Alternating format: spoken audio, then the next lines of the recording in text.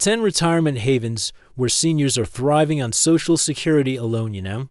What's absolutely wild? The entire financial services industry has convinced Americans that you need $2 million saved to retire. $2 million. And if you don't have that, you're screwed. Enjoy working until you die. Except there are thousands of people retiring comfortably right now on nothing but Social Security. Not struggling. Not eating cat food. Actually living decent lives in nice towns with good health care and things to do. The average Social Security check is around $1,800 a month, and financial advisors will tell you that's poverty level. You can't possibly survive on that. You need to keep working and maxing out your 401k until you're 75. Meanwhile, there are entire towns in America specifically set up for retirees where $1,800 a month isn't just survivable. It's comfortable. Not luxurious, but comfortable. Actual retirement where you're not stressed about money every single day. So today we're going through 10 retirement towns where seniors are genuinely thriving on Social Security alone. Because someone needs to counter the financial industry's propaganda that retirement is impossible unless you're rich. Let's get into it. Here's why this matters and why most retirement advice is complete garbage. The financial services industry makes money by managing your retirement accounts. So they have every incentive to tell you that you need massive amounts of money to retire. The more scared you are, the more you save, the more fees they collect. But the math is actually pretty simple. If you can keep your expenses below your Social Security income, you can retire. That's it. That's the whole secret. The problem is most of America is expensive. If you're trying to retire in California or New York or any major metro,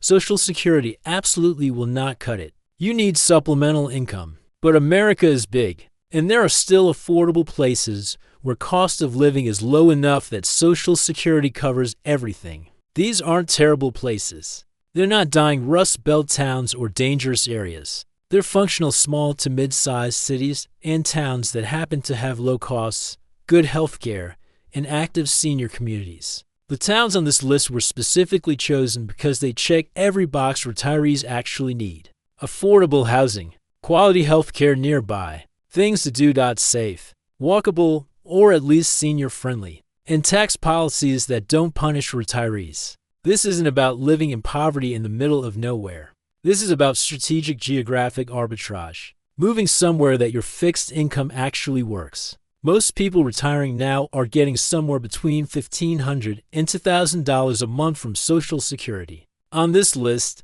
that's enough to live a normal, comfortable retired life. Number 10, Rapid City, South Dakota, starting with the Black Hills town that most people forget exists, but retirees love. Rapid City has affordable housing with rent for a decent one-bedroom, around $700 to $900 a month. You can buy a small house for under $100,000. South Dakota has no state income tax, which means your Social Security doesn't get taxed at the state level. Rapid City has Mount Rushmore nearby, decent health care, and for actual seasons. The senior community is strong because a lot of retirees figured out the tax advantage. It's not Florida, but it works. The downside is winter exists. South Dakota winter is real. If you hate cold, this isn't your place. But if you can handle winter, your Social Security check goes much further here than warmer states. Rapid City is where tax advantages meet affordable living and occasional blizzards. Number 9, Albuquerque, New Mexico. Albuquerque is the southwest city that's big enough to have everything, but cheap enough to afford. You can rent a decent place for $800 to $1,000 a month. New Mexico doesn't tax Social Security income. Healthcare is good with multiple hospitals. And you've got actual city amenities while living on a Social Security budget. Albuquerque has culture, food, mountains, and sunshine. The senior community is large and active. You're not isolated. You're in a real city that just happens to be affordable. The downside is Albuquerque has some crime issues in certain areas. You need to pick your neighborhood carefully, but the good areas are safe and affordable. Albuquerque is where Southwestern culture meets Social Security budgets. Number 8, Knoxville, Tennessee. Knoxville is the Tennessee city with a university, culture, and shockingly low costs. Rent for a one-bedroom is around $700 to $900. Tennessee has no state income tax, so your Social Security is untouched. Healthcare is good. The University of Tennessee keeps the town young and active. Knoxville has the Smoky Mountains nearby, actual seasons, and southern charm without Atlanta prices. The senior community is substantial. There are things to do that don't cost money. The downside is it's still the South. Hot, humid summers. If you hate heat and humidity, maybe not. But compared to Florida humidity, it's manageable. Knoxville is where Appalachian beauty meets affordable retirement. Number 7. Tucson, Arizona. Tucson is the Arizona city that's not Phoenix and is actually affordable. You can find rent for $800 to $1,000 for a decent place. Arizona doesn't tax Social Security. Healthcare is excellent with multiple hospital systems. And you've got desert beauty and sunshine. Tucson has a massive retiree population. They know what they're doing. Senior centers, activities, communities designed for retirees. You're not pioneering. You're joining an established ecosystem. The downside is summer heat. June through September is brutal. You're inside most of the time. But that's the trade-off for affordable cost of living and no winter. Tucson is where snowbirds became year-round because they can actually afford it. Number 6. Greenville, South Carolina. Greenville is the upstate South Carolina city that somehow stayed affordable while getting nice. Rent runs $800 to $1,000 for a good one-bedroom. South Carolina doesn't tax Social Security. Healthcare is solid, and the downtown has been revitalized with walkability and culture. Greenville has seasons, mountains nearby, and southern hospitality. It's actually pleasant. The senior community is growing as people discover it. The downside is it's getting discovered. Prices are rising. It won't stay this affordable forever. But right now, it's still Social Security viable. Greenville is where South Carolina charm meets still affordable retirement. Number 5. Lakeland, Florida. Lakeland is the Florida city between Tampa and Orlando that's not a tourist trap. You can rent for $900 to $1,100.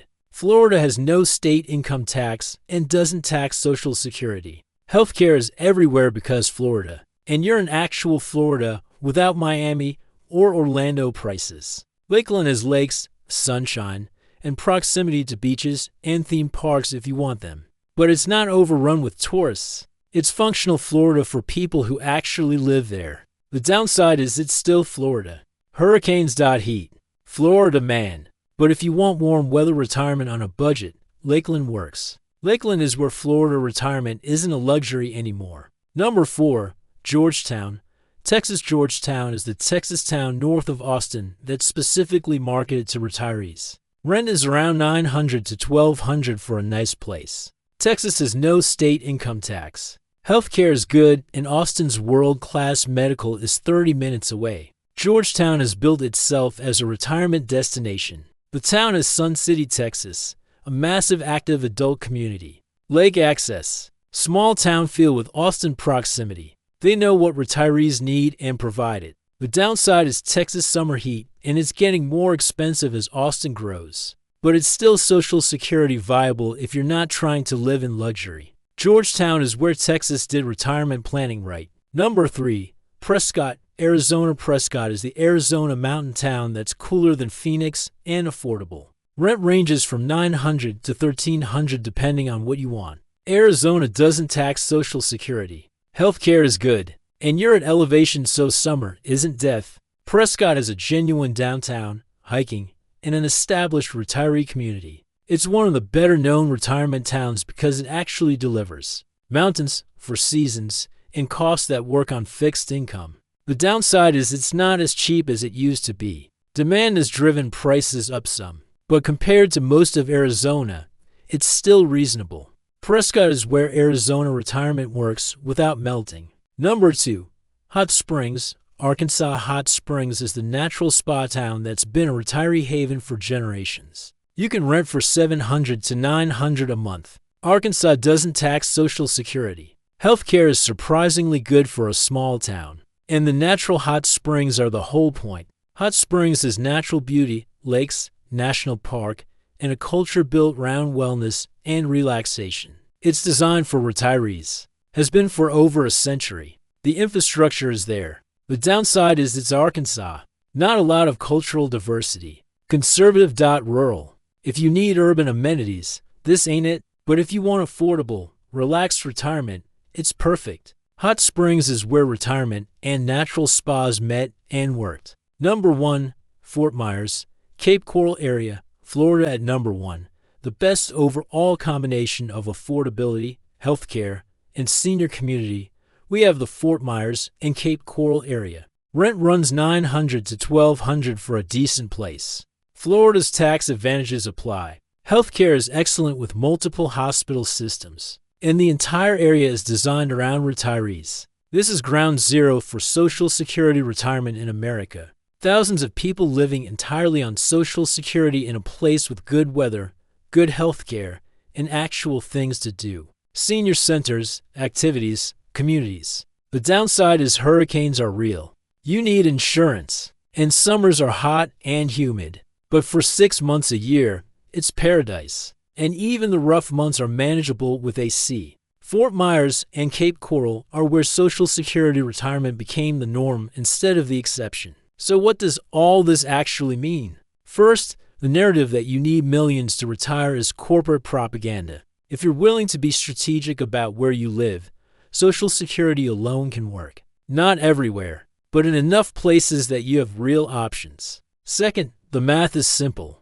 Average Social Security is around $1,800 a month. If your rent is $800 to $900, utilities are $150, food is $300, you've got $400 left for healthcare, transportation, and everything else. It's tight but doable. Third, these aren't terrible places. They're functional towns and cities with good healthcare and things to do. You're not sacrificing quality of life. You're sacrificing proximity to expensive cities you probably can't afford anyway. Fourth, the tax situation matters enormously. States that don't tax Social Security basically give you a 10 to 15% raise on your income.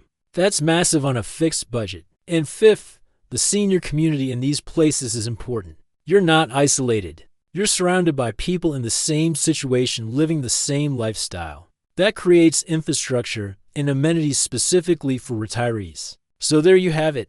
10 places where you can actually retire on Social Security alone and live a decent life. This isn't about settling or giving up on retirement dreams. This is about being realistic. Most people don't have $1 million saved. Most people have Social Security and maybe a small 401k. And for most people, that means working until they die unless they're strategic about location. These towns prove that retirement is still possible in America. You just have to be willing to leave expensive areas and move somewhere your money works. The financial services industry hates this message because if you can retire on Social Security, you don't need their expensive managed accounts and you don't need to work until 75 maxing out contributions. But the reality is simple. If you're approaching retirement with Social Security as your main income, these places work. Not perfectly. Not luxuriously, but work. You can have healthcare, community, things to do, safety,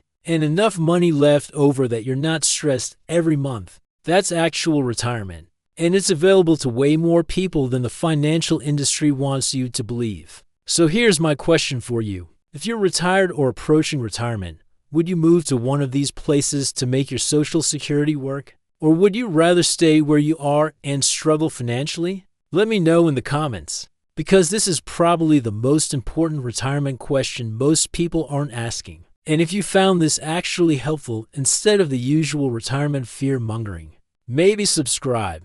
We cover housing markets, economic realities, and ways normal people can actually afford to live. Someone has to counter the corporate retirement propaganda. Might as well be me.